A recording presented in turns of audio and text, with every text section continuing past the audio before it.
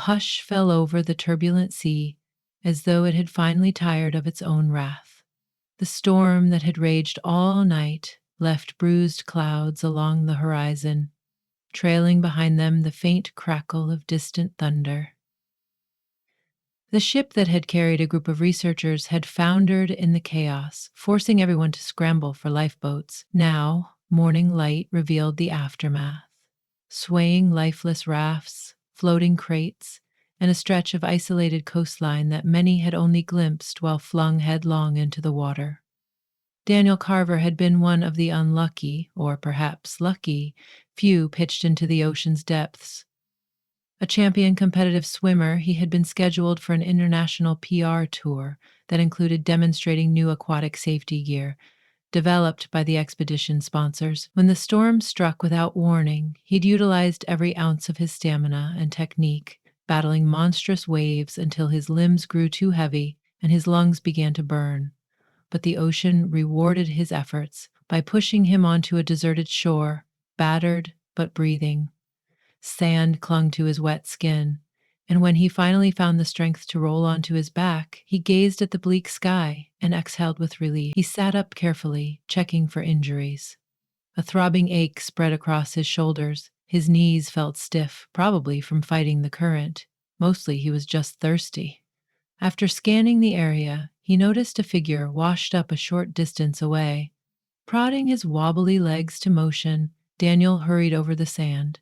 As he knelt beside what appeared to be a young woman, he recognized her from the ship, fresh-faced and earnest, a marine biologist with an intense passion for ocean conservation. Her name, if he recalled correctly, was Dr. Leah Donovan.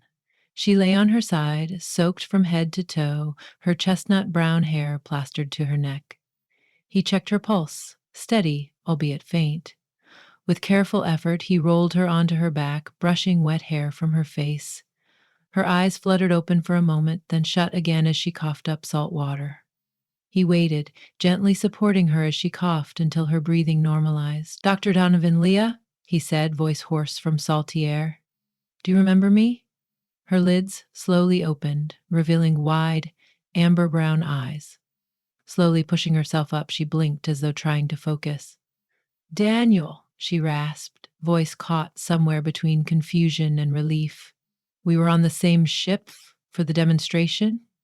You're the athlete." He offered a tight smile. "Yeah, that seems like ages ago. Are you hurt anywhere?" Leah wrapped her arms around herself, suppressing a shiver. "Everything aches, but I don't think anything's broken. Just cold." Testing her legs, she frowned at the stinging sand rubbing against her skin. Where are we?" Daniel cast a glance around the coastline. A narrow beach led into a dense grove of palms and mangroves, overshadowed by towering volcanic rock further in. "I'm not sure. The storm's changed everything. But at least we made it to land." She nodded, letting out a weak laugh that ended in a cough. "I suppose that's a start." The sun was slowly rising, sending pale light skittering across the waves. Sand dunes and flotsam stretched in either direction, suggesting this was a relatively small island, maybe just large enough for the two of them to explore and find fresh water. "We should gather whatever we can use," Daniel said. "There might be supplies from the wreck, then we can figure out how to broadcast a distress signal or attract attention." Together they trudged along the beach, collecting bits of debris and examining crates for anything salvageable. Some canned food, water-resistant tarpaulins, and pieces of driftwood that could later be fashioned into makeshift tools.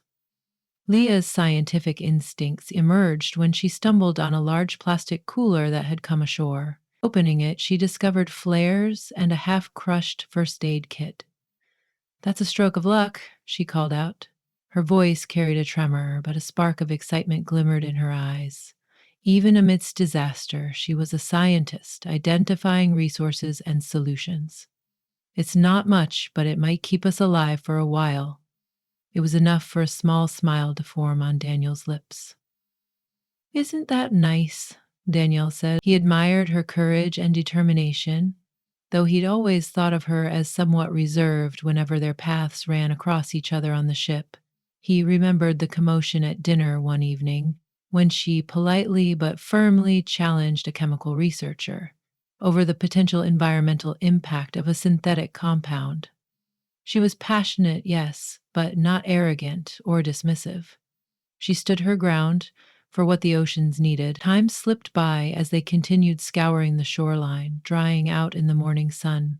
By midday, the sky cleared enough to reveal an expanse of brilliant blue above. The humidity made their skins sticky, and the reflection of light off the water forced them to squint and shield their eyes. "Should we check inland?" Daniel asked, hefting the crate they had collected. "Maybe we'll find fresh water." Leah agreed, and they moved past the beach into a thicket of palm and tropical trees. Canary-colored parrots soared overhead, while the underbrush rustled with small, scuttling creatures. The air smelled of moist earth and salt carried by the breeze. Eventually, they discovered a small clearing dominated by a freshwater pool that trickled from the island's rocky interior. Daniel dropped his cargo with a grateful sigh, then bent to rinse his salt-stained hands in the pool. Leah followed suit, scooping water in her palms and washing the grit from her face. "Thank goodness," she breathed, leaning down to take cautious sips. She paused to study the water's clarity. "It looks clean enough. I'll need to do a basic test eventually, but for now, this is our best bet." Side by side, they refilled any empty containers they carried. As they worked, they let the hush of the forest cradle them, the chatter of insects and the call of birds forming the island's natural symphony. It felt strangely peaceful, like being tucked away from all the demands and responsibilities that usually pressed upon their daily lives. That afternoon, they decided to set up a rudimentary shelter near the water, using the tarps and salvaged debris. Daniel constructed a lean-to against a large tree trunk, while Leah balanced palm fronds on top for insulation. Manual labor under the tropical sun left them sweating and exhausted, but they managed to fashion a decent, if Spartan, abode. That night, they lit a small fire with kindling Daniel gathered, using one of the flares to spark the flames. Leah sat close to the warmth, hugging her knees and watching embers dance in the wind. She looked tired, eyes shadowed by the strain of their day's trials, yet her demeanor suggested a fierce resolve that refused to be overshadowed by uncertainty. "It's strange," she mused, voice soft so as not to disturb the tranquility. "I've spent my entire career studying marine ecosystems, traveling to remote corners of the planet and investigating how life adapts in extreme conditions. But I never expected to find myself on some uncharted island, living it firsthand." Daniel tossed a small stick into the fire, the sparks briefly illuminating his face. "Life's ironic that way," he remarked. "I never considered myself helpless in the ocean. I've trained so hard to conquer waves and currents, but that storm, it didn't care about my accomplishments. It battered me until I was gasping for air." Leah tipped her head, studying him in the shifting light. "We're lucky to be alive," she said quietly. "This could have turned out much worse." He met her gaze across the flames, his intense blue eyes reflecting flickers of orange. "Yeah, we made it here for a reason, and I'm thankful we did together." They let the silence settle in after that gentle admission. Though battered by circumstance, a subtle connection began weaving between them, a sense of solidarity forged by the might of the seas. The next morning, they decided to explore more thoroughly. Leah wanted to investigate the rocky cliffs to see if there was a vantage point where they could spot incoming ships or passing planes. Daniel thought it was a good idea to find a signal point. Maybe they could build a fire visible for miles. He led the way across a narrow path that climbed the slope. The wind whistled through jagged rock outcrops, and small pockets of vegetation clung precariously to shallow soil. After about half an hour of cautious climbing, they emerged onto a plateau that offered a spectacular panoramic view. The ocean spread in all directions, shimmering a dazzling cobalt under the late morning sun. Below them, the forest canopy bristled with motion, colorful birds, the occasional monkey-like creature swinging between branches. Leah exhaled in wonder. Nature is incredible, she said. I've traveled the world, but every spot still feels unique. Daniel clasped his hands behind his back, taking in the same sight. It's beautiful. Hard to believe that such a picturesque place could be so dangerous. I guess we're reminded of that every time we look at the wreckage on the beach. She folded her arms, pensive. Seems we'll have to put up a large enough signal to draw attention. I'm guessing we don't know how long we'll be here. He nodded, then peered at her closely. We'll manage. We both know how to push ourselves, to adapt. Me through my training, you through your field research. We'll figure it out. They spent the afternoon gathering driftwood and fallen branches, hauling them up to the cliff so they could build a large pyre. The process was grueling. Countless trips in the sun left them drained.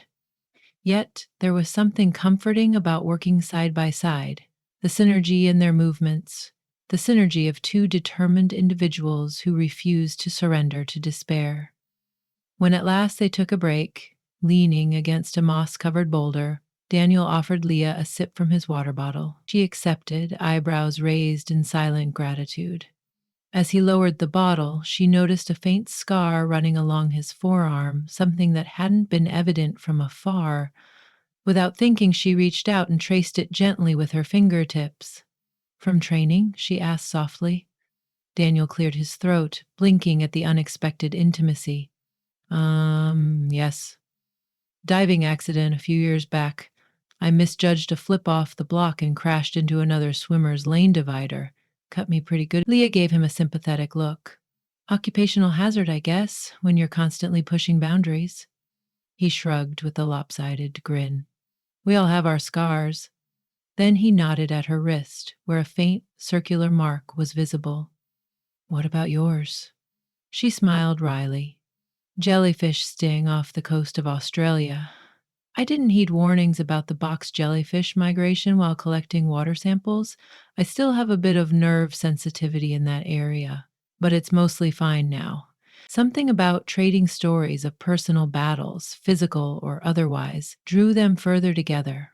It was as if each scar was a testament to resilience, and in that isolated place, glimpses of their deeper selves shone through. Over the following week, they established a routine. They rose at dawn, supplemented leftover rations with freshly caught fish or foraged fruit. Leah tested water quality from various spots near the shore, occasionally marveling at the coral reefs visible just off the coast. Daniel gathered firewood, maintained their signal pyre, and scouted additional resources on the island's perimeter. Physical exhaustion was a daily reality, but they pressed on. Whenever they found time to rest around the campfire, they talked. Daniel surprised Leah with stories of his youth, how a relentless coach had shaped him into a champion swimmer, the pressure of sponsors, the toll of constant competition. She shared details of her first underwater expedition in the Gulf of Mexico, the awe she felt diving among shimmering schools of fish, the heartbreak of seeing bleached coral reefs that once teemed with life. Their interactions became unguarded, genuine. Their differences in background and profession only made their conversations more vibrant.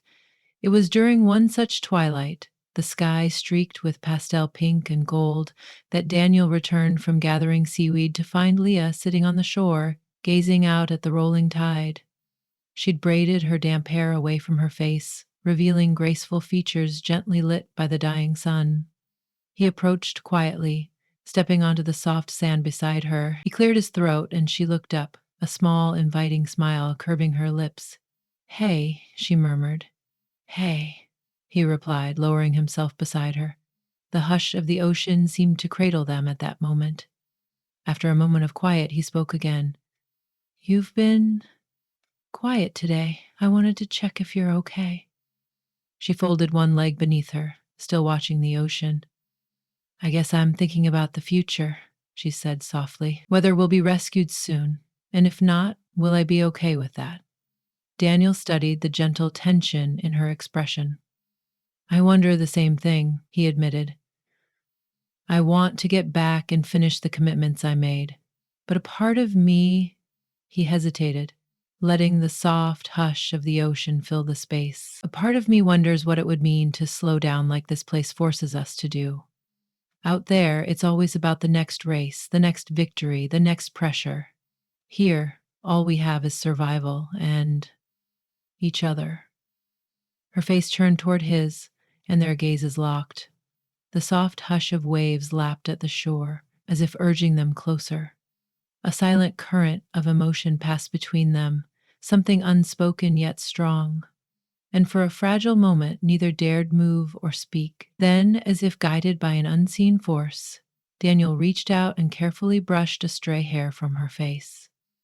Leah let out a small, trembling breath, and he leaned in.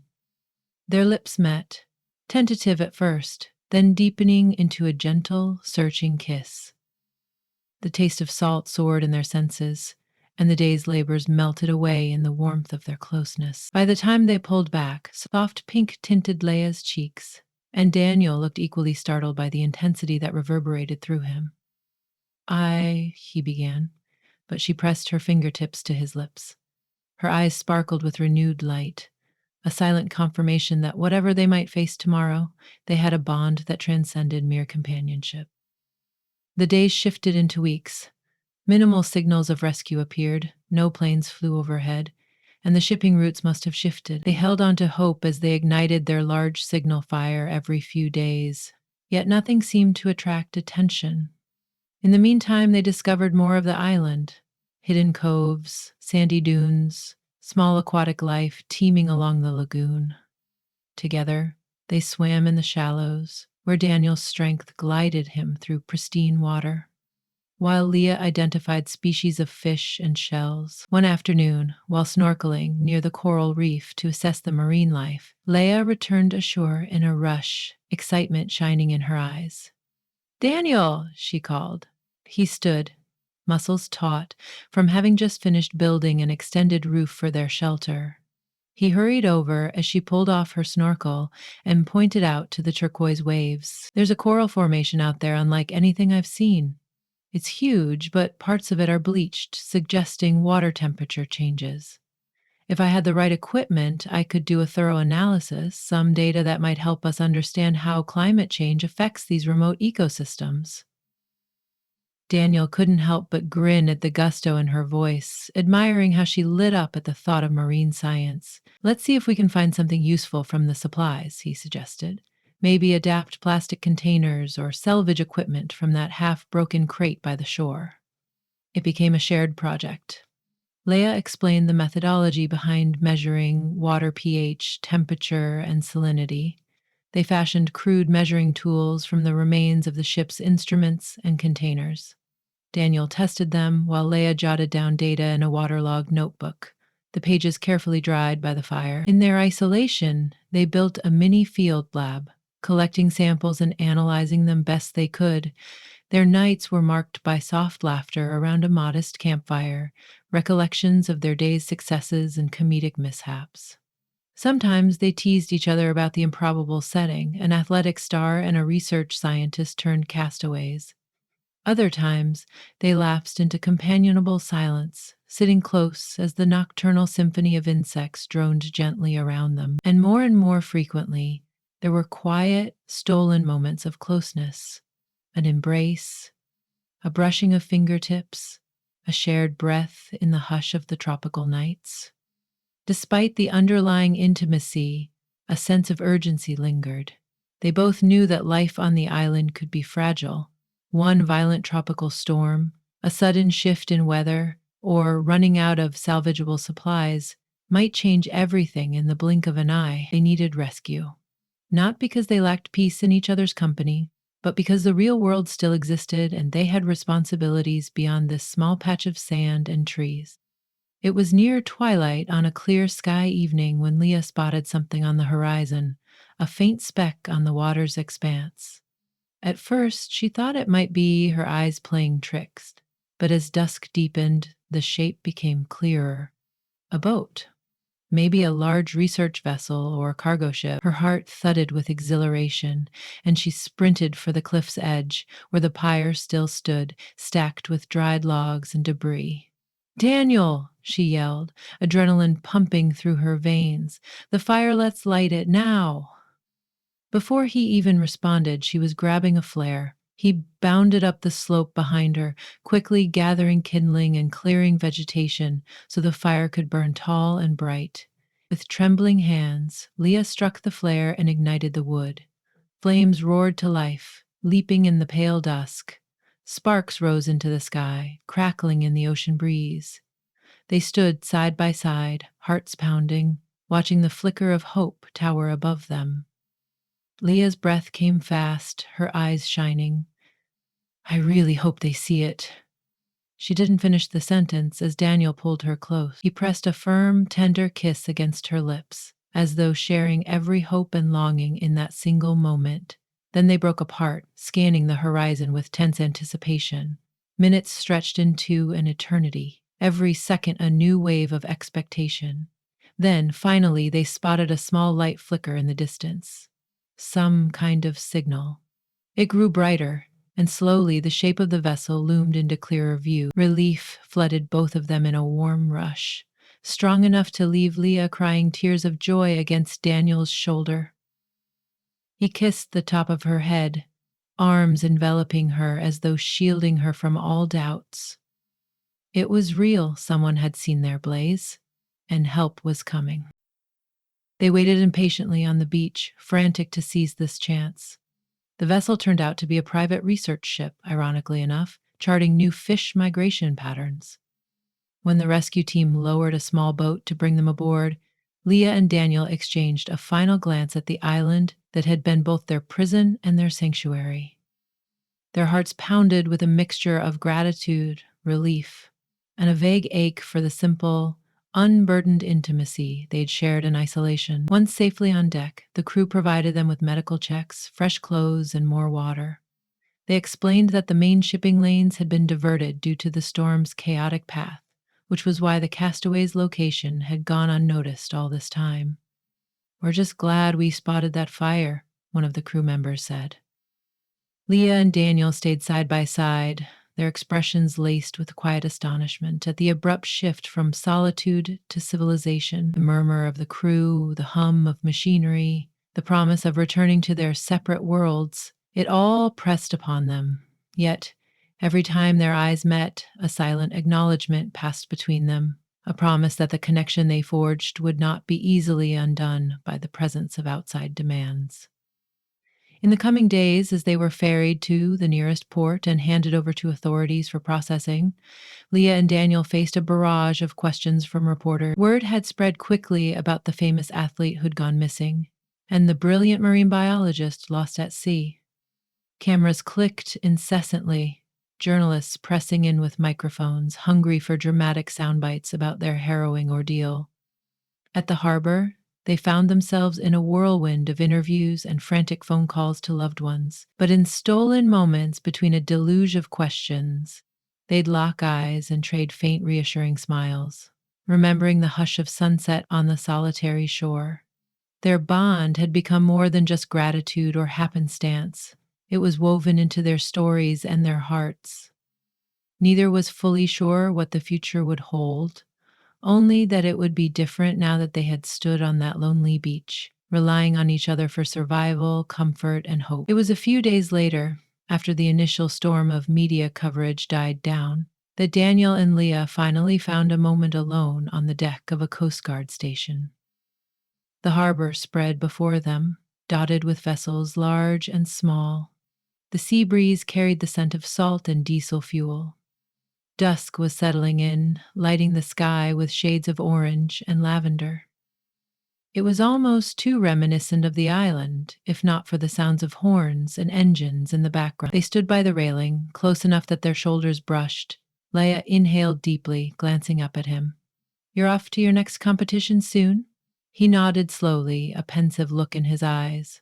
"My sponsors are clamoring for interviews, endorsements. The big race is in 3 months. I can't exactly say no, though I don't know if I'm the same." A soft, affectionate smile spread across her lip. "Nor am I," she admitted. "But I have a program to finalize for the next research trip. I plan to submit findings from the coral reef on that island to an environmental journal. I think they'll catch people's attention. Daniel reached for her hand, threading his fingers through hers. We'll find a way to make it work. The real question is whether you'll let me accompany you on some of your dives, now that I've had a taste for real exploration. She laughed softly. Are you saying you trust a marine biologist more than your own swimming coaches? Absolutely, he teased. Then his voice dropped lower, filled with warmth. I trust you with everything. They fell silent then, leaning into each other, the hum of the harbor draping them in a strange comfort.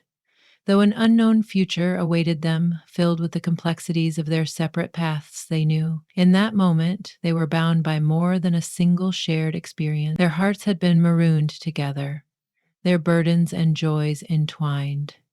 And no matter where the tides of life would carry them, they would always hear the pulse of the ocean inside them, a steady rhythm that echoed the promise they had discovered on that remote island.